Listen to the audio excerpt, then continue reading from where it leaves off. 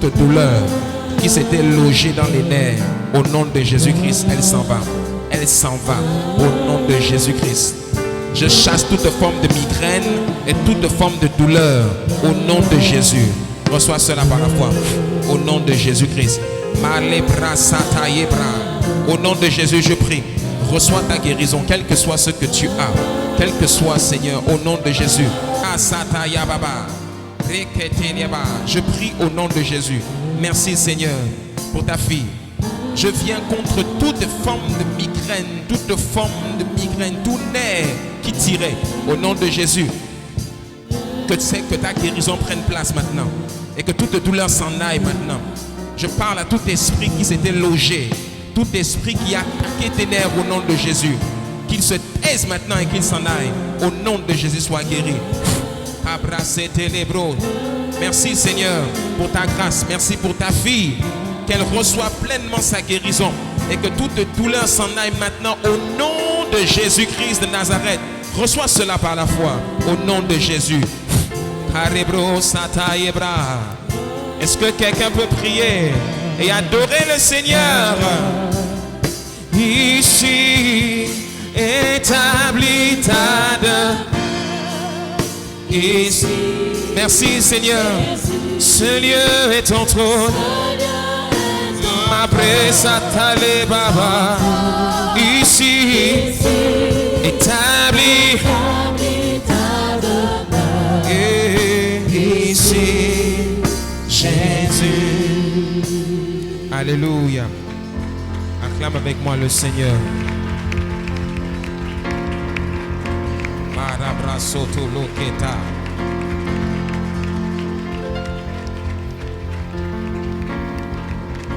Répète ces paroles après moi. Père Céleste, au nom de Jésus, nous prenons autorité sur tout esprit présent dans ce lieu ou attaché à une famille. Nous prenons autorité sur tous les esprits méchants, les esprits malins, les esprits démoniaques qui oppressent tes enfants. Au nom de Jésus, qu'ils partent et qu'ils sortent des corps. Au nom de Jésus, nous prenons autorité sur toute douleur,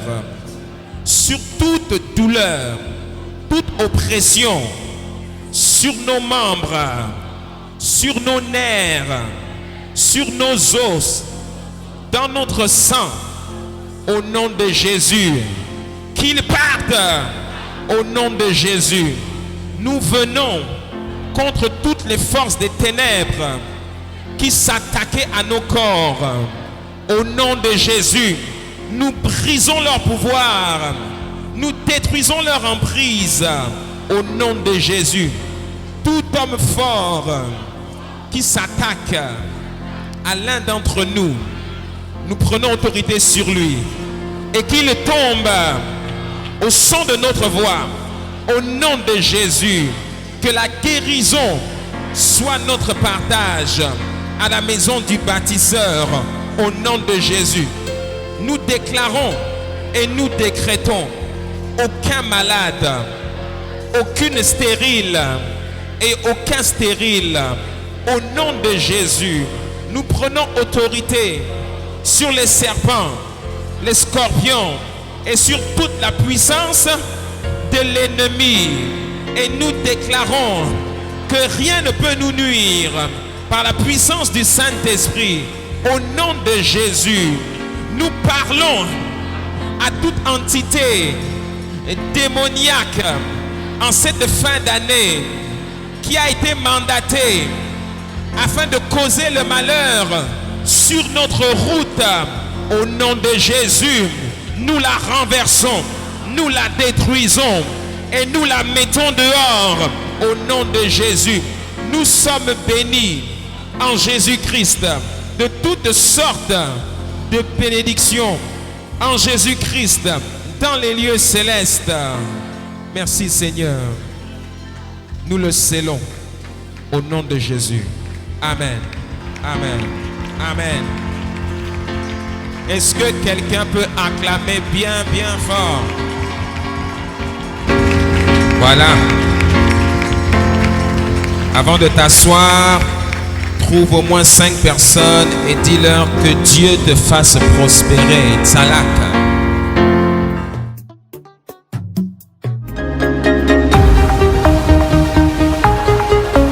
Tu veux cette onction, tu vas être testé. Parce que même le Fils de Dieu a été testé. Tenté par Satan veut dire testé par Satan.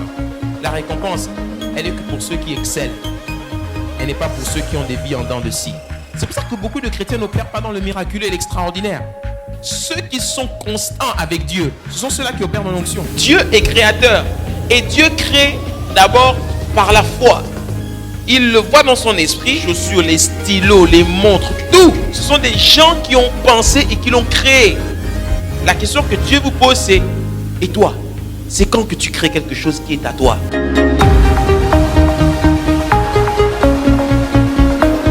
Bonjour à tous. Tsalak. Bienvenue encore à la maison du bâtisseur. Bienvenue à l'ambassade de Christ. Bienvenue à l'une des représentations diplomatiques du royaume des cieux. Dis avec moi, on est en conseil des ministres. Et nous allons parler des affaires du royaume. Amen. Gloire à Dieu. Nous sommes en train de parler depuis maintenant 3 semaines. Je rappelle pour ceux qui viennent pour la première fois, nous sommes en train de parler de la révélation de Christ, l'étoile brillante du matin. Apocalypse chapitre 22 verset 16, il est écrit: moi Jésus, j'ai envoyé mon ange pour vous attester ces choses dans les églises. Je suis le rejeton et la postérité de David, l'étoile brillante du matin. Dis avec moi, l'étoile brillante du matin. C'est un verset bien particulier. C'est un verset qu'on lit ou qu'on survole souvent sans comprendre ce qu'il y a derrière. Il y a un grand mystère derrière ce qu'on appelle l'étoile brillante du matin. Il y a un très très grand mystère.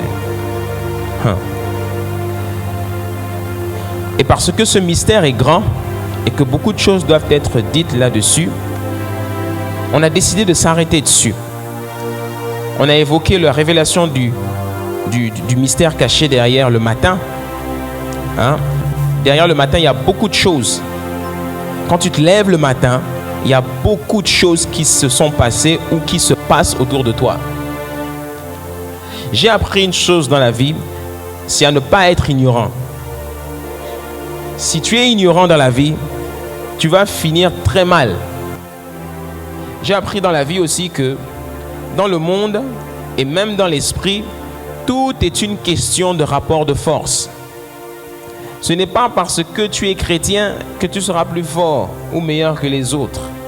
Quelqu'un peut ne pas être chrétien, quelqu'un peut ne même pas prier Dieu et être plus fort que toi. Simplement parce qu'il a compris des principes. Dis avec moi des principes. Il y a les choses de l'esprit et il y a les principes. Qu'est-ce que les principes? Les principes sont des règles. Les principes sont des règles. Les principes sont des règles. Et il faut connaître ces règles. Si tu ne connais pas les principes, tu vas te faire dominer. Dans tout domaine dans la vie, quel que soit le domaine que tu poursuis, que ce soit le spirituel, que ce soit l'entrepreneuriat, que ce soit la famille, que ce soit le monde de l'argent, eh bien tout domaine dans la vie obéit à des principes. Et il faut connaître les principes. Les principes sont universels. Les principes, que quelqu'un croit en Dieu ou pas, eh bien les principes s'appliquent pour lui. Alléluia. Si tu es chrétien et que tu vas au-dessus de ce bâtiment et que tu prends ta grosse Bible et que tu te jettes dans le vide en disant parce que je crois en Dieu, par la foi, il ne m'arrivera rien, eh bien tu risques de te réveiller au paradis. Ok? Parce qu'il y a une loi qui s'appelle la loi de la gravité qui va te rappeler à l'ordre. Alléluia. Et derrière le matin, il y a un mystère. Il faut comprendre ce mystère-là. Et c'est ce que nous étudions. Cette nuit, Parce que moi, en ce moment, je pose beaucoup de questions à Dieu. Je pose beaucoup de questions à Dieu. Je me suis beaucoup interrogé sur ma vie en 2018. J'ai atteint beaucoup d'objectifs et il y en a d'autres que je n'ai pas réussi à atteindre. J'ai fait ce qu'il fallait pour certaines choses et pourtant, je n'ai pas vu les choses se réaliser. Pourtant, j'ai fait exactement ce qu'il fallait. Et puis, je me suis questionné comme la plupart d'entre vous et j'ai demandé à Dieu, eh bien Seigneur, pourquoi ça n'a pas marché? Pourquoi ça n'a pas marché? Et toute cette semaine, je méditais sur un message et cette nuit en dormant, j'ai commencé à rêver. Dis avec moi, le pasteur a rêvé. Je n'ai pas rêvé de quelque chose de nouveau. J'ai simplement rêvé de quelque chose que je connaissais déjà, mais que je n'avais pas compris d'une certaine manière. Et le Saint-Esprit, parce qu'il est même, comme il t'aime, il est venu dans mon rêve pendant mon bon sommeil et puis il m'a montré un certain nombre de choses. Hein? Alléluia. Il s'est introduit dans mon rêve et il a commencé à me montrer des choses. Les versets ont commencé à défiler. Et puis il a dit, tu te rappelles de cela? Eh bien, il y a ça que tu ne comprenais pas. Il y a ça que tu ne voyais pas. Et puis là, je me réveille. Demande à mon épouse. Quand je me suis réveillé, j'ai commencé à prier. Mais tu t'intéresses à l'étoile brillante du matin, non? Eh bien, je vais te montrer quelque chose de très important. Et ma prière, c'est que le contenu de ce message soit le moteur de ton année 2019. Alléluia. Voilà pourquoi je vais te demander de prendre le livre de Job au chapitre 38. Quand tu ouvres le livre de Job, tu dois savoir que le livre de Job est le premier livre qui a été écrit dans la Bible. Job est un contemporain de Moïse. Et Job est le premier à avoir écrit un livre inspiré du Saint-Esprit. C'est le premier livre de la Bible. Même s'il est en plein milieu, c'est le premier livre de la Bible. Alléluia. Livre de Job au chapitre 38. On va lire à partir du verset 1. Allez, disons à partir du verset 1. On va lire un tout petit peu parce que il faut comprendre le fil de l'histoire. Livre de Job à partir du verset 1 au chapitre 38. Si tu y es, dis avec moi Amen. Il est écrit ceci. L'Éternel répondit à Job du milieu de la tempête et dit: Qui est celui qui obscurcit mes desseins par des discours sans intelligence? Saint terrain, comme un vaillant homme. Je t'interrogerai et tu m'instruiras. Où étais-tu quand je fondais la terre? Dis-le, si tu as de l'intelligence. Tu sais, quand Dieu commence à te poser des questions, il faut commencer à avoir peur. Qui en a fixé les dimensions? Le sais-tu? Ou qui a étendu sur elle le cordeau? Sur quoi ces bases sont-elles appuyées? Ou qui a posé la pierre angulaire? Alors que les étoiles du matin éclataient en chants d'allégresse et que tous les fils de Dieu poussaient des cris de joie. Qui a fermé la mer avec des portes? Quand elle s'élança du sein maternel, quand je fis de la nuée son vêtement, et de l'obscurité ses langes, quand je lui imposai ma loi et que je lui mis des barrières et des portes. Quand je dis, tu viendras jusqu'ici, tu n'iras pas au-delà, ici s'arrêtera l'orgueil de tes flots. Depuis que tu existes, as-tu commandé au matin? Dis avec moi, commandé au matin. Je répète, depuis que tu existes, as-tu commandé au matin? As-tu montré sa place à l'aurore pour qu'elle saisisse les extrémités de la terre et que les méchants en soient secoués? Dis avec moi, les méchants vont être secoués. Hein? Pour que la terre se transforme comme l'argile qui reçoit une empreinte et qu'elle soit pareille comme d'un vêtement, pour que les méchants soient privés de leur lumière et que le bras qui se lève soit brisé. Alléluia. Pourquoi est-ce que je t'emmène dans ce texte? Parce que le livre de Job est le livre de quelqu'un qui se plaint. C'est le livre de quelqu'un, si tu lis depuis le début du livre, c'est quelqu'un qui avait une belle vie. C'est quelqu'un qui était riche, qui avait des enfants. Hein? Et puis la Bible nous dit que Satan se baladait, il se promenait sur la terre. Et puis Satan est allé aller rendre une visite de courtoisie à Papa Dieu.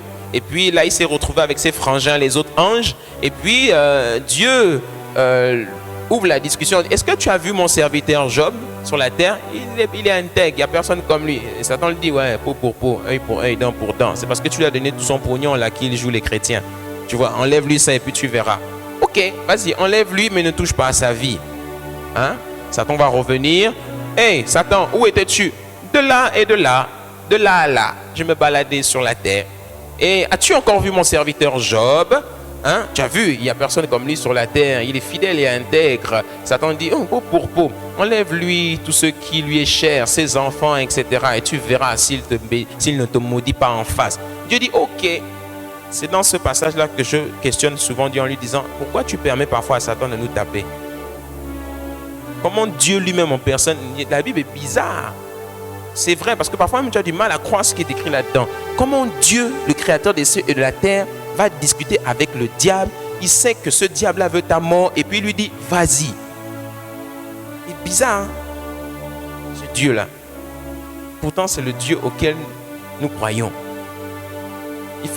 Il faut croire en lui et l'accepter avec toute sa complexité. Alléluia. Et là, on connaît l'histoire de Job. Satan va le frapper d'un ulcère, il va tuer tous ses enfants, il va lui arracher tous ses biens, etc.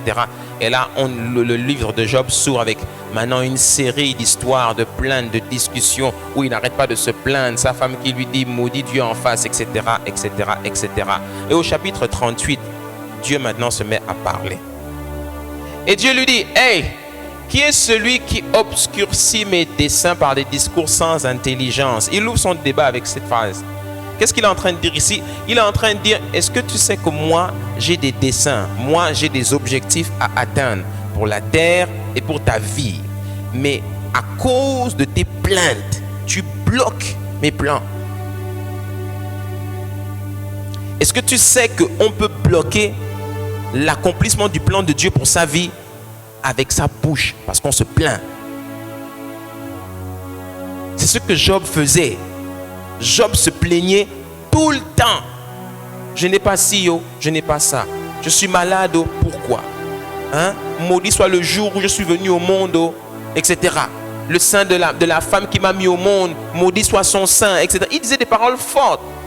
Certainement, c'était un Gabonais.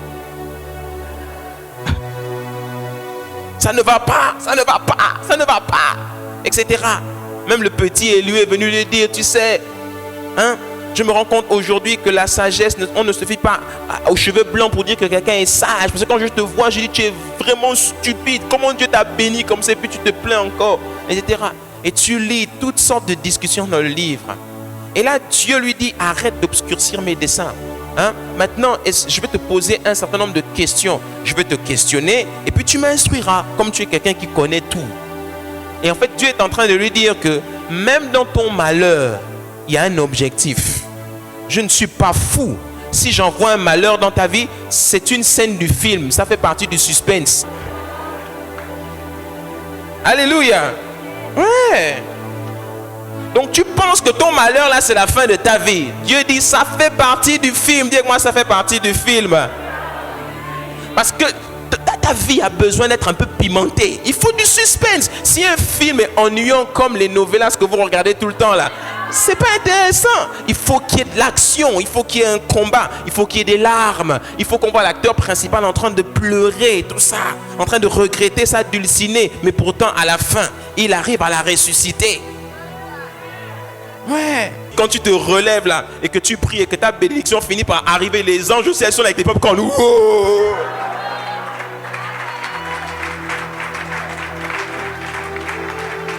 Hein? La fin du film, c'est gloire, mon ami. La fin du film se termine toujours par le gentil qui gagne. Satan ne gagne pas à la fin. Ouvre ta Bible à la fin du livre, Satan finit dans la géhenne, dans le feu éternel. Il finit. Donc, il monte, il descend.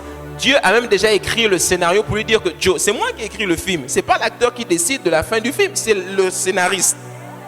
Dieu est le scénariste des scénaristes. Et il a dit à Satan, tu finiras et nous à la fin, on sera dans la grande Jérusalem en train de chiller avec Papa Dieu. Ouais. C'est ça la fin du film. Alléluia. Et Dieu lui pose un certain nombre de questions. Mais il y a une question sur laquelle le Saint-Esprit a attiré mon attention. C'est, depuis que tu existes, as-tu commandé au matin?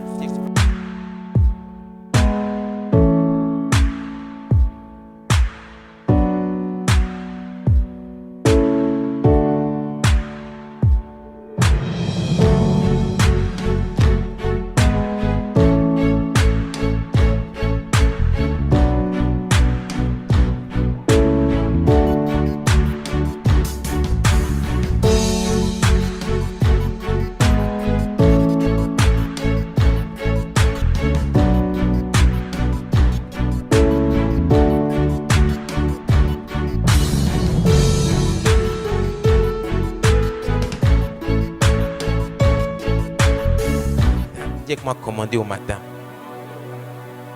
As-tu montré sa place à l'aurore pour qu'elle saisisse les extrémités de la terre et que les méchants en soient secoués? Qu'est-ce que Dieu est en train de nous dire ici?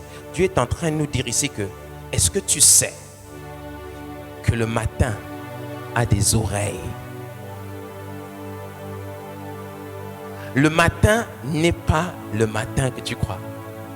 Le matin a des oreilles. Et le matin, chaque matin, est là, prêt à obéir à celui qui lui donnera un ordre. Le problème que Dieu a avec ses enfants, c'est que ce ne sont pas les bonnes personnes qui donnent des ordres au matin. Pendant que les enfants de Dieu dorment, d'autres personnes dont je vais te parler tout à l'heure sont debout en train de donner des ordres au matin. C'est pour ça qu'ils dominent sur la terre. Dis avec moi, le matin a des oreilles. Voilà pourquoi je vais te parler de cela. Capturer le jour et programmer sa vie en commandant au matin. Est-ce que tu sais qu'on peut capturer la journée?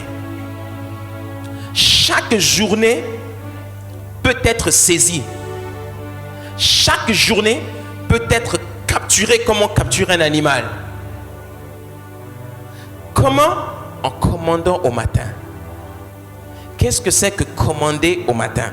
C'est ce que je vais t'expliquer là.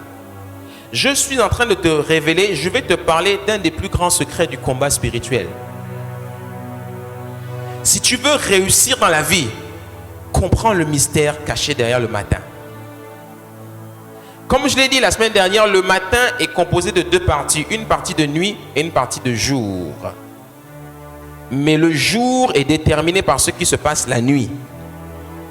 Si tu rates la nuit, si tu rates l'aurore, ce que Dieu dit ici à Job, as-tu déjà montré sa place à l'aurore? Est-ce que tu sais que tu peux parler à l'aurore et lui dire, aujourd'hui, tu vas te mettre ici pour moi? Si tu n'apprends pas à faire cela, tu vas rater tes journées. Le Saint-Esprit est venu dans mon sommeil cette nuit et m'a dit, fils, tout ce que tu as demandé en 2018, je te l'ai déjà accordé. Dans mon sommeil, j'ai dit, ah bon? Il a dit, oui. Le problème, c'est que tu n'as pas suffisamment exercé ton autorité le matin. Il y a des grâces et des bénédictions qu'il faut capturer.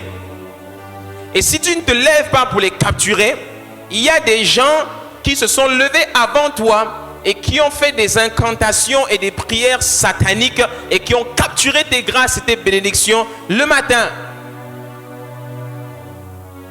Pourquoi certains malheurs arrivent de manière successive sans que l'on comprenne pourquoi? Pourquoi certains problèmes surviennent sans qu'on s'y attende? Pourquoi des gens meurent sans explication? Comment cela se fait-il? Est-ce que Dieu est derrière tout ça?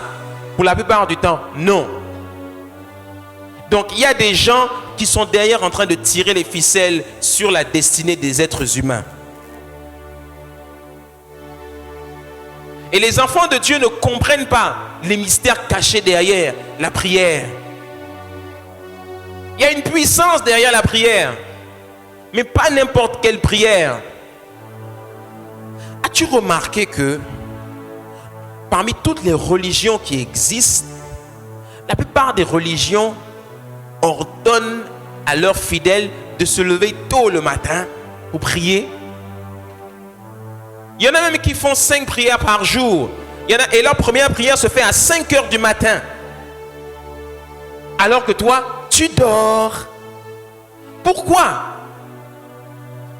Pourquoi? Parce que les fils du diable ont eux aussi compris que le matin a des oreilles. Alléluia. Le même verset 12, il dit, depuis que tu existes, as-tu commandé au matin? Dans la version Louis II, il dit, depuis que tu existes, as-tu donné des ordres au matin? As-tu montré sa place à l'aurore? La version de la Bible, parole de vie, dit, une seule fois dans ta vie, est-ce que tu as donné au jour l'ordre de se lever?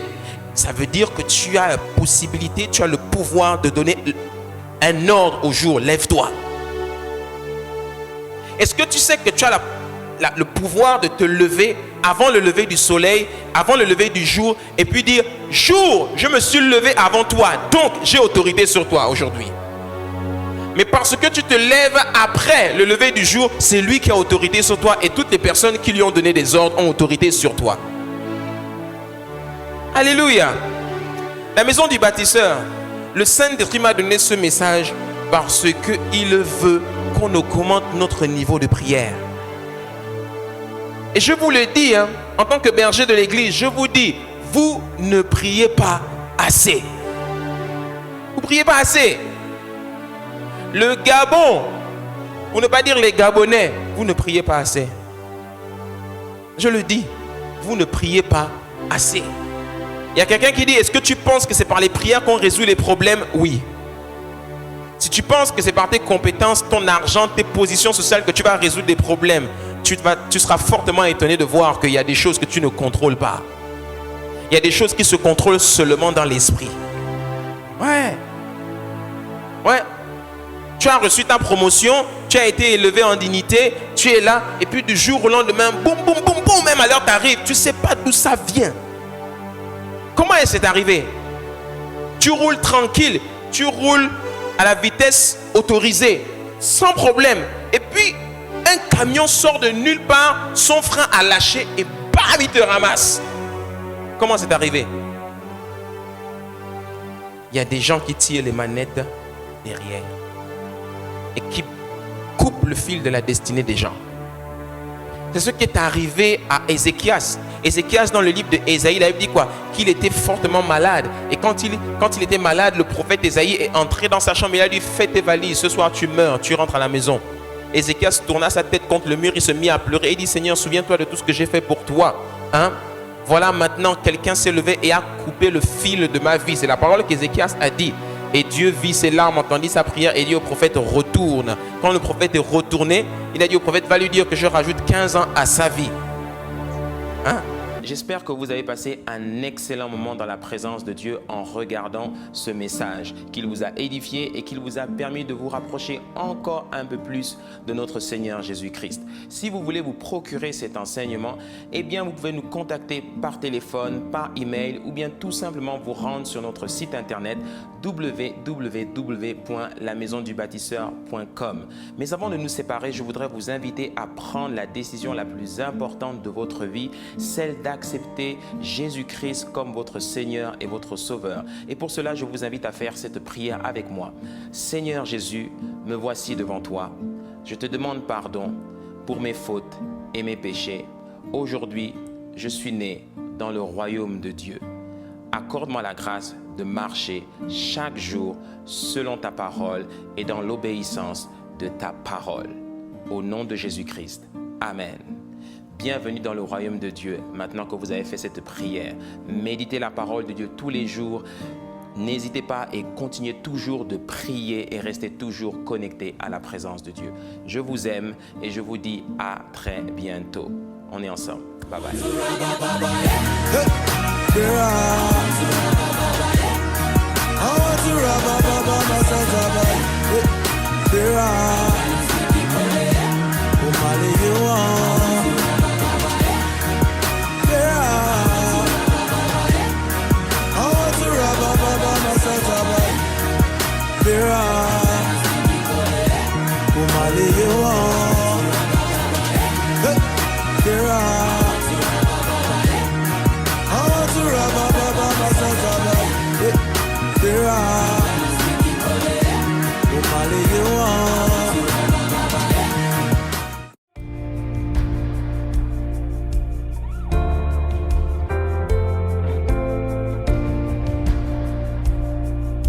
Bonjour à tous, je suis le pasteur Luc Ondias de l'église La Maison du Bâtisseur et je vous salue dans le nom de notre Seigneur Jésus-Christ.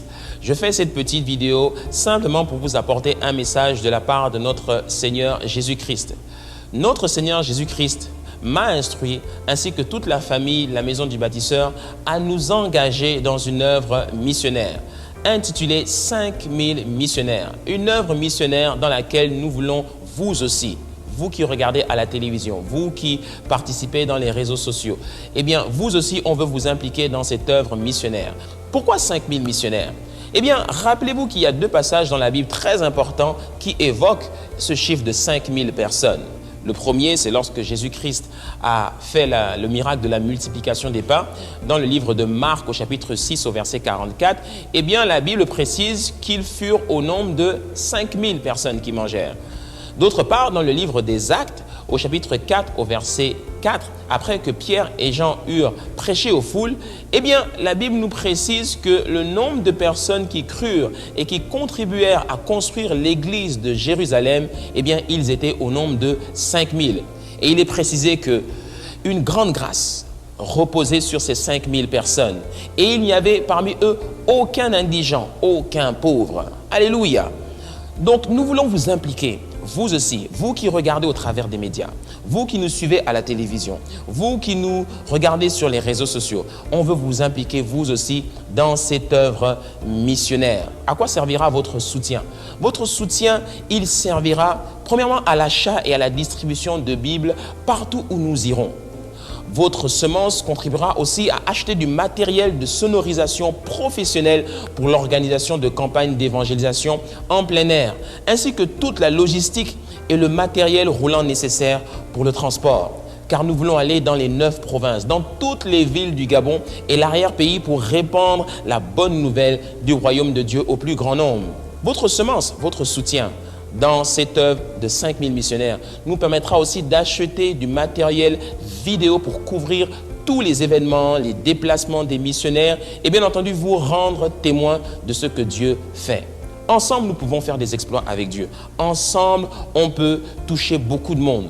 Votre soutien nous permettra aussi de répandre l'évangile dans les médias, de pouvoir gagner des vies à notre Seigneur Jésus-Christ. Le Seigneur a dit « Allez et faites de toutes les nations des disciples ». Et c'est ensemble que nous pouvons le faire.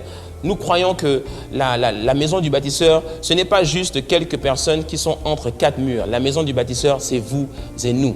C'est vous qui êtes derrière votre écran. C'est vous qui nous soutenez dans les réseaux sociaux. C'est vous qui nous envoyez des centaines et des centaines de messages chaque jour pour témoigner de ce que le Seigneur fait dans votre vie. Et aujourd'hui, on veut vous donner l'opportunité de contribuer. On veut vous impliquer dans cette œuvre missionnaire. Mais vous aussi, parce que vous avez des besoins, parce que vous aussi, vous avez des challenges que vous rencontrez, parce que vous aussi, vous avez des défis à relever, eh bien, toutes les personnes qui contribueront à cette œuvre missionnaire, on veut prier pour vous, on veut intercéder pour vous. Des équipes vont être mobilisées pour prier pour chaque missionnaire. Chaque personne qui va contribuer au soutien de cette œuvre missionnaire, nous allons prier pour vous. Alléluia! Je crois que toutes les personnes qui vont contribuer à cette opération, Dieu les bénira de manière très particulière. À hauteur de combien votre semence peut-elle être? Eh bien, notre Seigneur nous a instruit à ce que chacun sème à hauteur de 100 000 francs ou un multiple de 100 000, c'est-à-dire 100 000 francs, 200 000 francs, 300 000 francs, 500 000 francs, 1 million, 2 millions, 3 millions, peu importe, que cela se fasse à la hauteur de votre foi et de votre prospérité, selon l'intimité que vous avez avec Dieu. Mais ensemble, je crois qu'on peut vraiment faire des exploits avec Dieu. 5000 personnes qui peuvent changer le monde, 5000 personnes ensemble qui peuvent avec nous gagner le Gabon pour Jésus-Christ. Ensemble, je crois que nous pouvons faire des exploits. Nous sommes une famille, nous sommes une communauté. Et tous ensemble, nous voulons obéir au mandat divin que Jésus-Christ nous a laissé. Allez et faites de toutes les nations des disciples. Voilà pourquoi nous voulons aller dans tout le Gabon et prêcher la bonne nouvelle du royaume de Dieu et qu'il y ait beaucoup d'âmes qui soient sauvées. Parce que notre Seigneur a dit que Dieu a tant aimé le monde qu'il a donné son Fils, son unique, afin que quiconque croit ne périsse point, mais qu'il ait la vie éternelle. Et vous aussi, grâce à votre semence, grâce à votre soutien, nous pouvons ensemble gagner beaucoup de vie au Seigneur. Je vous dis à très bientôt pour de bonnes nouvelles, des témoignages, pour vous montrer ce que le Seigneur fera au travers de vous. À très bientôt avec des témoignages de vie transformée, des cœurs restaurés et des âmes qui seront sauvées. On est ensemble et surtout restez connectés. Ensemble, gagnons le Gabon pour Jésus-Christ. Je vous aime et je vous dis à très bientôt. Bye bye.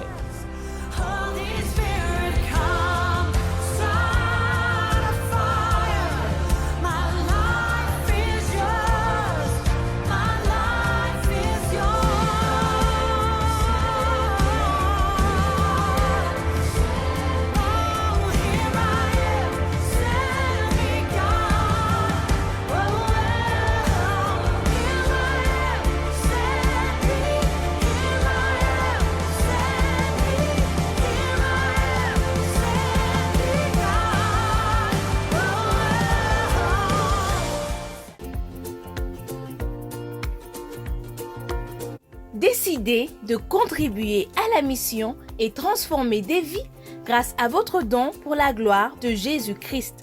Comment faire votre don? Que vous résidiez au Gabon ou à l'étranger, plusieurs moyens de paiement sont possibles. Par espèces, par chèque à l'ordre de la maison du bâtisseur, par carte bancaire en vous rendant directement sur notre site internet www.lamaisondubâtisseur.com et cliquez sur le bouton Faire un don via PayPal. Par virement bancaire à l'ordre de la maison du bâtisseur.